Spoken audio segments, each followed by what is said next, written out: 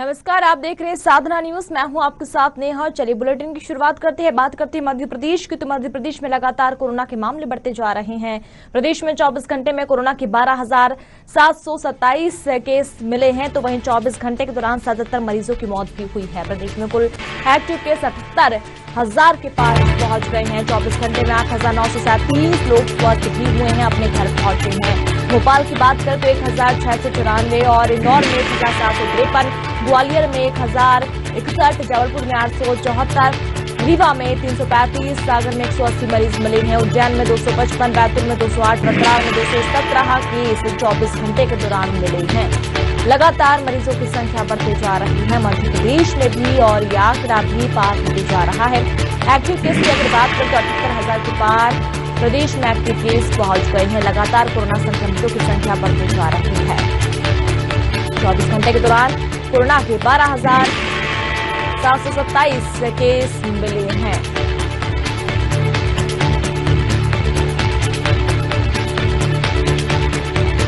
मध्य प्रदेश में लगातार कोरोना के मामले बढ़ते जा रहे हैं। 24 घंटे में कोरोना के 12,727 केस मिले हैं, तो वहीं 77 मरीजों की मौत हुई है। प्रदेश में कुल एक्टिव केस की अगर हम बात करें तो 78,000 के पार यह आंकड़ा पहुंच गया है।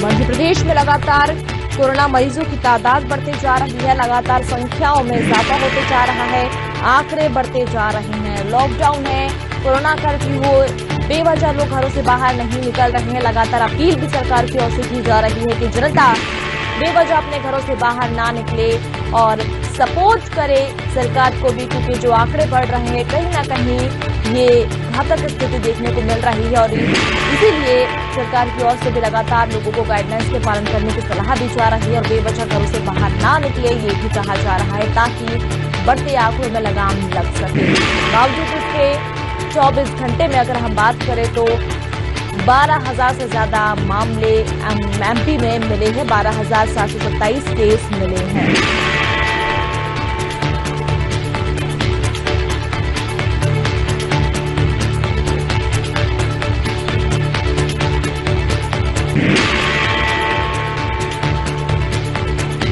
भोपाल में 1,694, इंदौर में 1,753 केस मिले हैं। तो वहीं अगर हम बात करें ग्वालियर की 1,061, जबलपुर में 874 मरीज सामने आए हैं। रीवा में 335, सागर में 180 मरीज मिले हैं। लगातार संक्रमितों की संख्या बढ़ती जा रही है। उज्जैन की अगर हम बात करें तो उज्जैन में भी आंकड़ा बड़ा है और 255 पर पहुंचा है। 24 घंटे में 255 मरीज मिले हैं। बैतूल में 208, रतलाम में 217 कोरोना के केस 24 घंटे के दौरान सामने आए हैं। 24 घंटे में 77 मरीजों की मौत हुई है। दम तोड़ा है कोरोना से इलाज के दौरान, तो वहीं 12,727 केस मिले हैं पूरे मध्य प्रदेश में 24 घंटों के दौरान।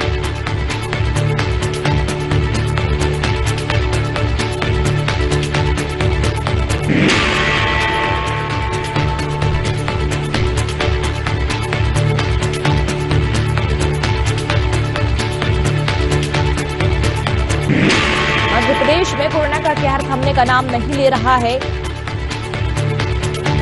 लगातार मामले बढ़ते जा रहे हैं। और ज्यादा जानकारी के लिए हमारे संवाददाता अमीन बेग हमारे साथ लाइव जुड़े हुए हैं।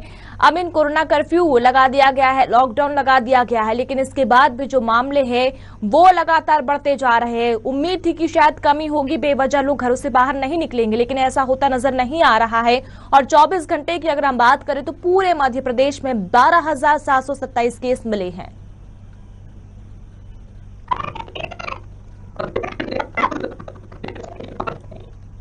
में इजाफा होता चला जा रहा है जी। और स्थितियां ये हैं कि अब से थोड़ी देर पहले हमने भोपाल के भदभदा विश्राम घाट और सुभाष नगर विश्राम घाट पर जाकर देखा तो तस्वीरें बहुत ही ज्यादा भयावह दिखाई दे रही हैं। कल की बात कर लें तो कल भदभदा विश्राम घाट पर 100 से ज्यादा शवों को जलाया गया है, जो बताता है कि किस तरीके से कोविड जो है वो विकराल रूप ले चुका है।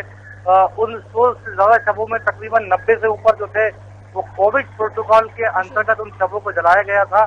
तो ये पता चलता है कि आलम किस तरीके का, हालांकि मध्य प्रदेश में कोरोना कर्फ्यू लगाया गया है, लेकिन सख्ती कम है। जिन लोगों को जरूरी काम से निकलना है वो आ जा रहे हैं। आप ये देखिए कि पुलिस के जो जवान हैं वो चप्पे चप्पे पर मौजूद हैं, लेकिन सख्ती जो है वो उस पैमाने पर नहीं है जो हमने पहले कोविड में जब लॉकडाउन लगाया गया था तब देखने को मिली थी। लेकिन अभी आप ये देख सकते हैं ये व्यस्तम चौराहा है, ये चेतक ब्रिज का एक दूसरा छोर है जहां पर आप देखेंगे कि लोग जो जरूरी काम है उससे निकल रहे हैं। हालांकि पुलिस रोक भी रही है कि कोई अनावश्यक तौर पे घर से बाहर न निकले, अगर जरूरी हो तभी घर से बाहर निकले।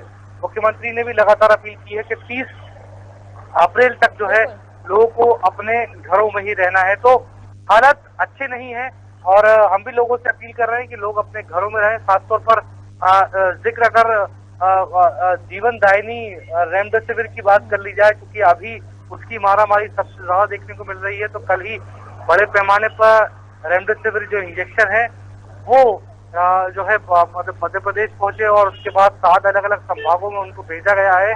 तो स्थितियां बेहतर नहीं है। लोगों से यही अपील की जा रही है कि लोग अपने घरों में रहें और सुरक्षित रहें। जी बिल्कुल बिल्कुल, अमीन, लोगों से यही अपील हम भी बार बार कर रहे हैं। साधना न्यूज भी यही अपील कर रहा है कि आप बेवजह घरों से बाहर ना निकले और जितनी कोशिश हो आप अपने घरों में निकले। लेकिन अमीन, कहीं ना कहीं देखने को जिस तरीके से आपने अभी बताया, पुलिस जो है वो इस बार एक्टिव नजर नहीं आ रही है। कहीं ना कहीं ऐसा देखने को मिल रहा है कि जो स्थिति है वो बेकाबू होते जा रही है। सरकार के पास से भी, प्रशासन के हाथ से भी कहीं ना कहीं स्थिति बिगड़ रही है, निकल रही है। और यही एक वजह भी हो सकती है कि जो आंकड़े लगातार बढ़ रहे हैं। अस्पतालों की हम जो तस्वीरें देख रहे हैं, शमशान घाटों की जो तस्वीरें देख रहे हैं, वो किसी से छुपी नहीं है।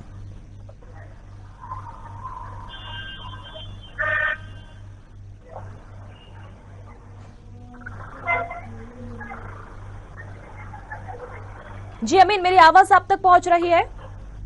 हाँ नेहा, थोड़ी सी कुछ टेक्निकल दिक्कत जरूर है आपकी आवाज तक पहुंचने में, लेकिन जितना मैं समझ पाया हूँ कि कोविड के मामले जिस तरीके से बढ़ रहे हैं, खासतौर पर अगर हम हॉस्पिटल की बात करें तो हॉस्पिटल में बेड खाली नहीं है। चाहे हमीदिया की बात कर लें, 1250 या फिर जो कोविड सेंटर बनाए गए वहां पर बेड एकदम फुल है। जो सामाजिक संस्थाएं, स्वयंसेवी संस्थाएं हैं, उन्होंने खुद भी जो है अस्थायी हॉस्पिटल बनाए हैं। हमने सागर में देखा, हमने भोपाल में देखा कि सागर ग्रुप ने एक बड़ा अस्थायी हॉस्पिटल बनाया है। इसके अलावा जो संस्थाएं वो काम कर रही हैं, लेकिन जो सबसे ज्यादा इस समय जरूरत पड़ रही है वो है ऑक्सीजन की। बिल्कुल, ऑक्सीजन के अलावा रेमडेसिविर इंजेक्शन जो है उसकी सबसे ज्यादा आवश्यकता इस समय महसूस हो रही है।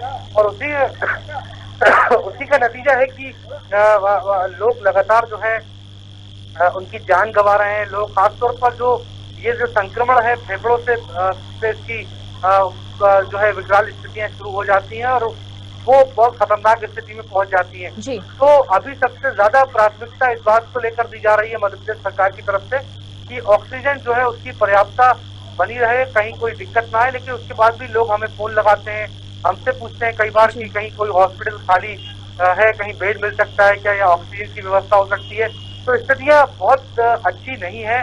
सरकार की तरफ से प्रयास किए जा रहे हैं। कल प्रधानमंत्री नरेंद्र मोदी ने भी देश को संबोधित किया और उन्होंने भी फिलहाल के तौर पर धैर्य बनाने की बात अपने संबोधन में कही। जी बिल्कुल अमीन, और लेकिन समझने और सोचने वाली बात तो यही है कि आखिर ऐसी क्या वजह है जो अस्पताल हमें कम पड़ रहे हैं, बेड हमें नहीं मिल रहे हैं, रेमडेसिविर इंजेक्शन हमें नहीं मिल पा रहा है, ऑक्सीजन जो सबसे ज्यादा इंपॉर्टेंट होती है, सबसे ज्यादा जरूरी होती है कि ऑक्सीजन, अगर कोई पेशेंट ऑक्सीजन पर है तो उससे बचाया जा सकता है, लेकिन सिलेंडर हमें नहीं मिल रहे हैं। क्या वजह है? क्योंकि कहीं ना कहीं स्थिति जो है वो सरकार के हाथ से निकल रही है। अगर हम पहले ही से ही इसे लेकर अलर्ट रहते, 2020 से ही जब WHO ने कहा था कि 2021 में ऐसी स्थिति रिपीट हो सकती है, अगर उस वक्त हम अगर ध्यान देते तो शायद ये स्थिति आज नहीं होती। नेहा, बिल्कुल, जब पहला लॉकडाउन लगाया गया था तब ये बात कही गई थी कि लॉकडाउन इसलिए लगाया जा रहा है कि स्वास्थ्य सेवाओं को बेहतर करना है। लेकिन जब 1 साल बाद आप यहाँ पर आते हैं और फिर देखते हैं कि स्थितियां वही की वही हैं, जो व्यवस्थाओं को सुधारना था वो व्यवस्थाएं थी कि आपको ये पूर्व अनुमान होना चाहिए था कि अगर दूसरी लहर में इस तरह के हालात बनते हैं तो फिर क्या, किस तरीके से निपटा जाएगा, बेड्स अवेलेबल रहेंगे कि नहीं रहेंगे, ऑक्सीजन जो है ऑक्सीजन की किस तरह की पर्याप्तता होनी चाहिए, तो ये तमाम ऐसी चीजें थी जिसको लेकर सरकार को पहले ही जाग जाना चाहिए था। लेकिन अब चूंकि सरकार कोशिश कर रही है, दावे कर रही है, मगर हालात जो हम ग्राउंड रिपोर्ट पर करते हुए देखते हैं तो हालात बहुत खराब है। हॉस्पिटल फुल है, इलाकों में हम शवों को उठते हुए देख रहे हैं। पिछले लॉकडाउन में जरूर ये बात की जा रही थी कि मरने वालों का रेशो उतना नहीं है, लेकिन इस बार हर मोहल्ले में, हर कॉलोनी में हम देख रहे हैं कि कहीं ना कहीं कुछ दुखद खबर जो है वो निकल कर बाहर आ रही है। इसलिए बार बार हम यही अपील कर रहे हैं कि देखिए, ये एक भयावह दौर है, ये एक तरीके से एक दूसरे से फैलने वाली बीमारी है। इसलिए लोग जरूरी नहीं होने पर घर पे रहे, जब जरूरी हो तो ही घर से बाहर निकले, ताकि वो भी सुरक्षित रहे और उनका परिवार भी सुरक्षित रहे। जी चलिए, शुक्रिया अमीन तमाम जानकारी के लिए। आप बने रहिए हमारे साथ। तो ऐसी कोई कॉलोनी नहीं होगी जहां पर कोरोना मरीज नहीं है। लगातार ये आंकड़े बढ़ते जा रहे हैं और हम भी आपसे यही बार बार अपील कर रहे हैं कि आप घर में रहिए, सुरक्षित रहिए, और अगर घर से बाहर अगर आप निकलते हैं तो मास्क आप जरूर लगाएं, और अगर दो लोगों के साथ भी अगर आप मिल रहे हैं, जुड़ रहे, तो सोशल डिस्टेंसिंग का पालन जरूर करें, क्योंकि जो भयावह स्थिति है वो आपसे और हमसे किसी से भी छुपी नहीं है। हम शमशान घाटों को देख रहे हैं, हम अस्पतालों को देख रहे हैं, क्या स्थिति हो रही है ये देखकर हम भी कुछ अंदाजा लगा सकते हैं कि क्या स्थिति इस वक्त पूरे देश की हो रही है, प्रदेश की हो रही है। और समझदारी इसी में ही है कि हम मास्क जरूर लगाएं और जो कुछ गाइडलाइंस हमें दी गई है उसका पालन करें, ताकि हम खुद भी सुरक्षित रहें और अपने परिजनों को भी, अपने परिवार को भी बचा सके।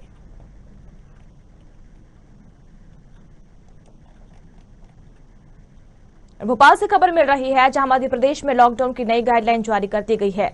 आवश्यक सेवाओं को छोड़कर सारी सेवाएं बंद कर दी गई है। किसी भी दफ्तर में 10% से ज्यादा कर्मचारी नहीं रहेंगे। इसके अलावा अगर आप ऑटो और कार या कैब में अगर आप सफर कर रहे हैं तो 2 लोग ही उसमें सवार हो सकते हैं। गाइडलाइन जारी कर दी है। जिस तरीके से कोरोना का संक्रमण बढ़ रहा है उसको देखते हुए ये नई गाइडलाइन जारी कर दी गई है।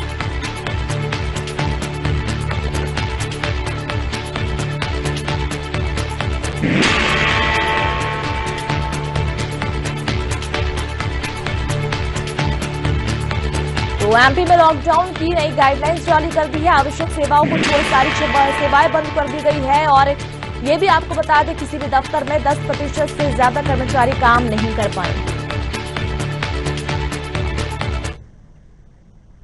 खबर भोपाल से, जहां शिवराज सिंह चौहान, जी हां, सीएम शिवराज सिंह चौहान बैठक लेंगे। बढ़ते कोरोना संक्रमण को लेकर समीक्षा बैठक लेंगे। सभी जिलों के कलेक्टर्स इसमें शामिल होंगे। वीडियो कॉन्फ्रेंसिंग के जरिए सभी जुड़ेंगे और कोरोना को लेकर यहां समीक्षा की जाएगी। किस तरीके से रोकथाम के लिए कदम उठाए जाने चाहिए, इसको लेकर यहां पर चर्चा की जाएगी। आज सीएम शिवराज सिंह चौहान ये समीक्षा बैठक लेने वाले हैं।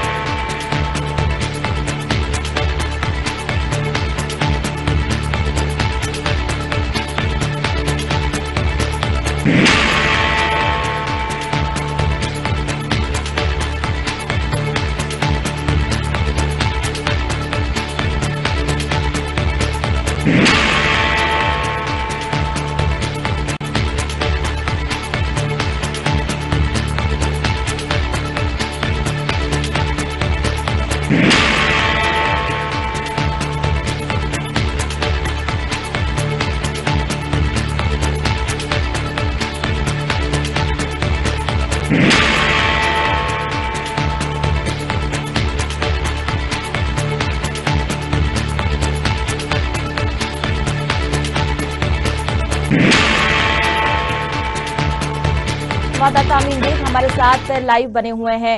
अमीन, जिस तरीके से कोरोना का संक्रमण लगातार फैलते जा रहा है, बढ़ते जा रहा है, अब कमान सीएम शिवराज सिंह चौहान ने खुद संभाल रखी है। लगातार कोरोना को लेकर समीक्षा बैठक ले रहे हैं। आज भी सीएम ये समीक्षा बैठक लेंगे, तमाम जिलों के कलेक्टर्स भी इसमें जुड़ेंगे और किस तरीके से क्या कदम अब सरकार को उठाने चाहिए रोकथाम को लेकर, इस पर भी चर्चा करेंगे। देखिए, बिल्कुल नेहा, मुख्यमंत्री हर रोज एक बार नहीं बल्कि 2-3 बार पर डे समीक्षा कर रहे हैं कोविड की। आज भी वो जिलों के कलेक्टरों से बात करेंगे और कलेक्टर को ही जिलों की जिम्मेदारी सौंपी गई है। क्राइसिस मैनेजमेंट जो है वो कलेक्टर ही देख रहे हैं। इसके के लिए जो है मुख्यमंत्री हर रोज वीडियो कॉन्फ्रेंसिंग के जरिए उनसे बात करते हैं। जहां जहां कोविड की सबसे ज्यादा जो खराब स्थितियां हैं उस पर हम देख रहे हैं कि वहां पर लगातार मुख्यमंत्री की निगरानी बनी हुई है और कोशिश की जा रही है कि जो ऑक्सीजन है वो जिलों में सुचारू रूप से जाती रहे। रेमडेसिविर जो इंजेक्शन है वो जिलों में जाता रहे। कल हमने देखा कि कुछ जिलों में रेमडेसिविर इंजेक्शन की भारी किल्लत देखने को मिली, लेकिन मुख्यमंत्री का यही कहना है कि हम संभागवार जो है इन तमाम जो जिले हैं उनमें हम रेमडेसिविर इंजेक्शन भेज रहे हैं, ऑक्सीजन भेज रहे हैं। तो मॉनिटरिंग कलेक्टरों के जरिए की जा रही है। कलेक्टरों को साफ निर्देश दिए गए हैं कि वो इस बात का ख्याल रखें कि किसी भी तरीके से उनके जिले में, उनके कार्य क्षेत्र में कहीं कोई किसी बात की, चाहे बेड हो, ऑक्सीजन हो या फिर रेमडेसिविर इंजेक्शन, इसकी कमी नहीं होनी चाहिए। तत्काल पहले से वो इसका प्रबंध करके रखें ताकि लोगों को उससे परेशान ना होना पड़े। और इसी बात को लेकर मुख्यमंत्री हर रोज कलेक्टरों से चर्चा करते हैं और आज भी वो सभी कलेक्टरों से बातचीत करेंगे। जी चलिए, शुक्रिया आमीन तमाम जानकारी के लिए। तो सीएम शिवराज सिंह चौहान ने पूरा मोर्चा संभाला है और अब लगातार सीएम इसकी मॉनिटरिंग भी कर रहे हैं, समीक्षा बैठक भी कर रहे हैं। तमाम जिलों के कलेक्टर्स और अधिकारी भी इस वीडियो कॉन्फ्रेंसिंग के जरिए इस बैठक में शामिल होती है और किस तरीके से कोरोना को लेकर, रोकथाम को लेकर क्या कुछ कदम सरकार की ओर से अब उठाए जाने चाहिए, किस तरीके से इसकी रोकथाम को हम कर पाएंगे क्योंकि लगातार संक्रमण फैल रहा है, इसे लेकर चर्चा बैठक में होगी। और आज भी कोरोना को लेकर सीएम समीक्षा बैठक करने जा रहे हैं।